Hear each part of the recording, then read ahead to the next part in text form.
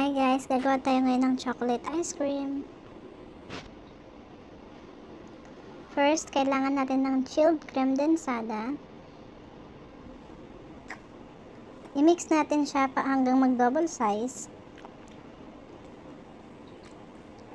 Dito sa part na to, nagdo-double size na siya. Mix lang ng i-mix. Mag-add naman tayo ng 1.5 na kutsara ng cocoa powder. I-mix natin ulit.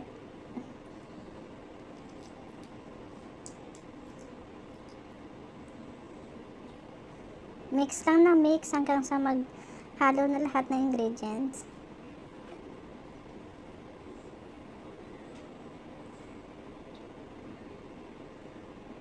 Scrape natin yung mga nasa gilid na cocoa powder. Dito naman, tatanggalin natin yung fillings ng Oreo. Lahat ng Oreo tatanggalan. Ayan. Ngayon naman, meron tayo, dudurugin natin yung Oreo. Ayan, konting durog lang, huwag masyadong durog na durog. Dito naman, sasalin natin sa ibang bowl. Diyan natin ilalagay ito naman yung brownies. Lalagyan natin ng brownies. Durugin lang ng konting maliliit. Ayan, ganyan lang kaliliit, huwag masyadong durog. Ayan, lagay natin lahat.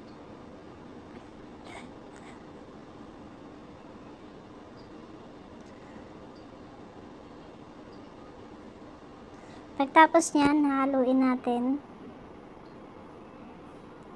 Hindi pala hinalo. Lagyan natin yung Oreo. Yan, haluin natin siya. Halo lang ng halo. And then, gagawa na tayo ng toppings. Oreo ulit sa taas. Tapos, pati na rin yung brownies.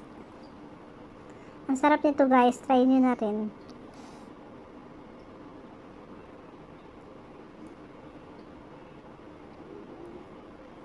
Ito na yung tsura niya. Sobrang sarap nito guys. I-try nyo na rin.